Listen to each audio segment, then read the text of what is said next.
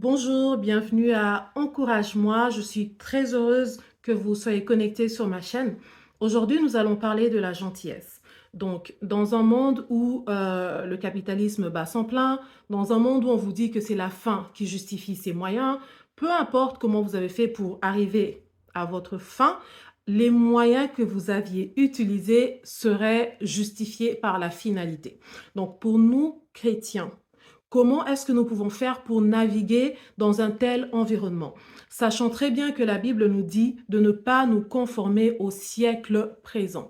D'où, lorsque le Seigneur m'a mis à cœur de parler de la gentillesse, j'ai fait quelques petites recherches que j'aimerais partager avec vous. Donc, on y va. Alors, quand on parle de la gentillesse, qu'est-ce qu'on comprend?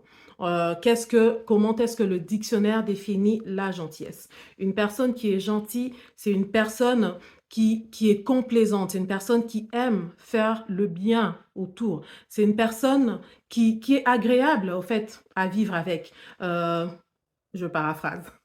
Et donc, en d'autres termes, une personne qui est gentille est une personne qui aborde les situations dans le but de les régler ou de les résoudre possiblement, mais sans méchanceté, sans agressivité, sans chercher à nuire aux autres.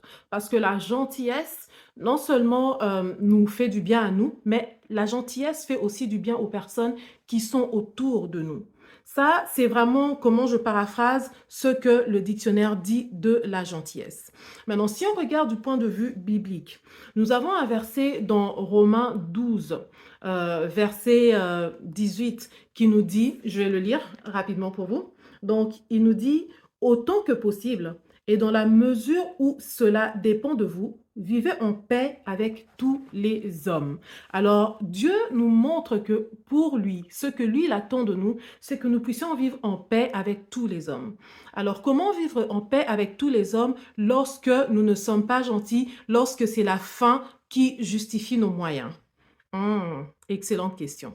C'est pas possible.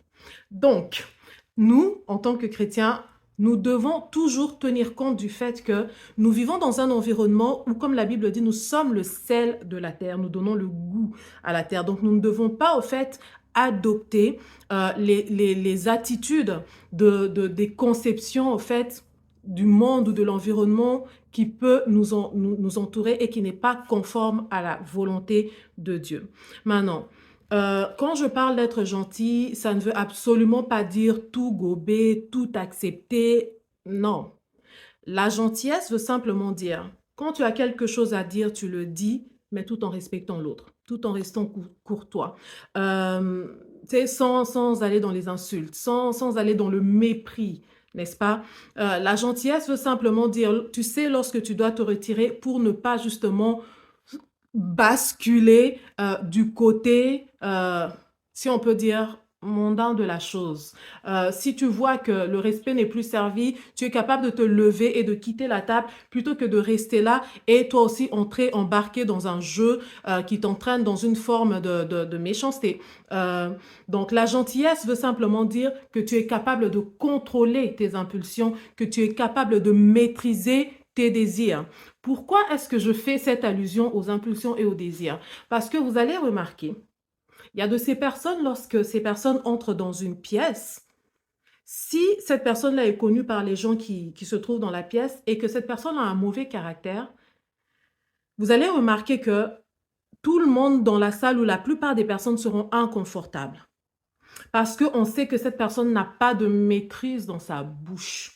On sait que cette personne, dès qu'elle va ouvrir sa bouche, elle va indisposer deux ou trois personnes en tacler, en passant là, dire des choses qui ne sont pas nécessaires d'être dites. Parce que cette personne-là n'a pas de considération ni de respect pour les autres. Donc, cette personne-là ne fait pas preuve de complaisance, ne fait pas preuve de gentillesse. Parce que cette personne, ses valeurs sont peut-être basées sur moi, on doit me respecter. Et la façon dont cette personne-là veut se faire respecter, c'est soit par des paroles méchantes. Ça, c'est l'une des façons. L'autre façon, quand on parle d'une personne qui n'arrive pas à se maîtriser et où cette personne-là ne fait juste pas preuve de gentillesse, c'est par exemple face à l'argent. Une personne qui est prête à briser ses relations juste pour avoir un peu plus d'argent. Une personne qui est prête à livrer des secrets juste pour avoir un peu plus d'argent.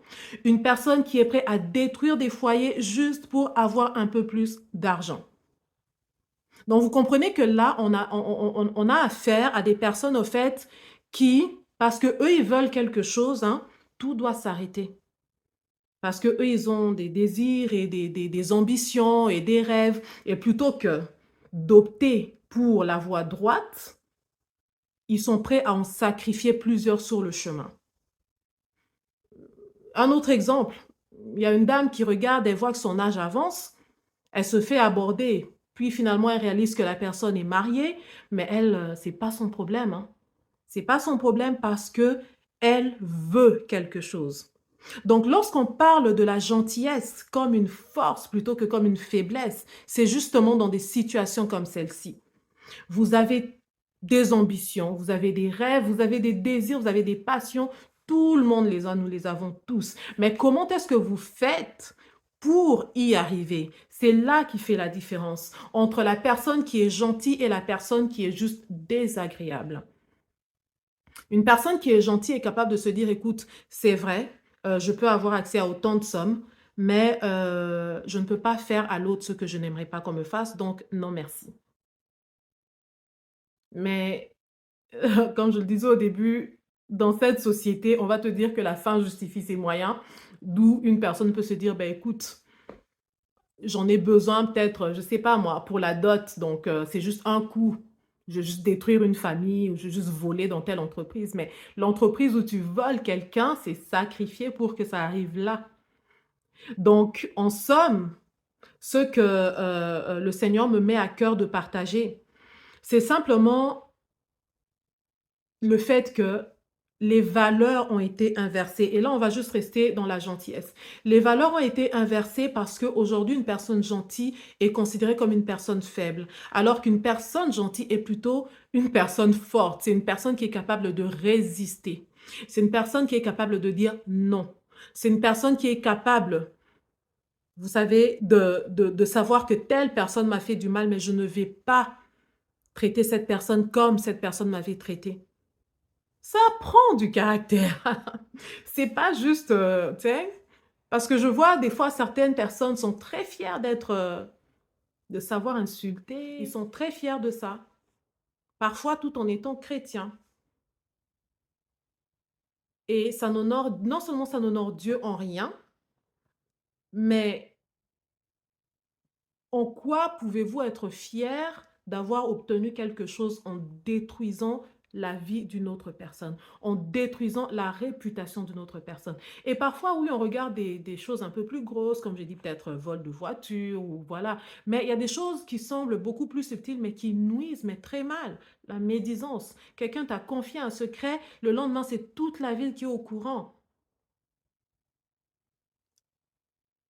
Où est la compassion, la complaisance, la gentillesse, la nature du Dieu qui vit en toi dans un tel geste?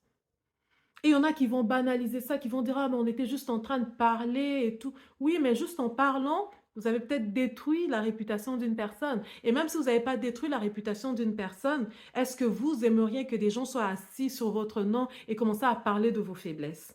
Parce qu'on a tous des faiblesses. Donc, en bref, ce que nous aimerions retenir aujourd'hui, c'est que la Bible est vraie, la Bible était là avant nous, elle sera là après nous.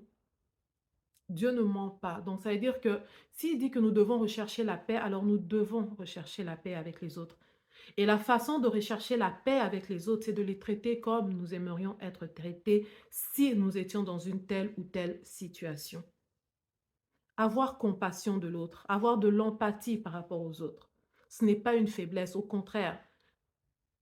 Les personnes qui cherchent à s'imposer par l'impolitesse, le manque de respect, le vol, le mépris des autres ou toutes sortes de façons, heu, ce ne sont pas les personnes fortes.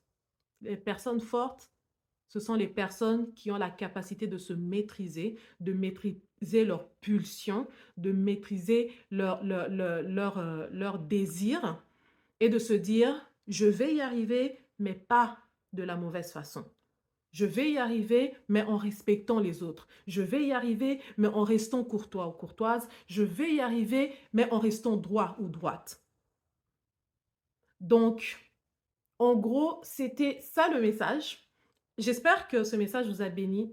Je nous encourage tous, je sais que nous avons tous nos faiblesses, tu sais, je sais que nous avons tous des moments où, nous pouvons peut-être afficher un caractère, peut-être désagréable à l'un ou à l'autre, mais je lisais quelque part, une citation qui disait: «Dans l'histoire de quelqu'un, c'est toi le méchant».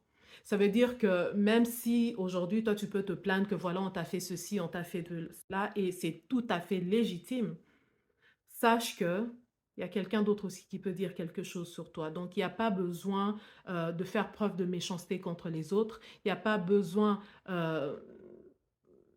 d'aller au-delà, au fait, de ce qui est nécessaire juste pour nuire, juste pour salir. Donc, j'espère que ce message vous a béni.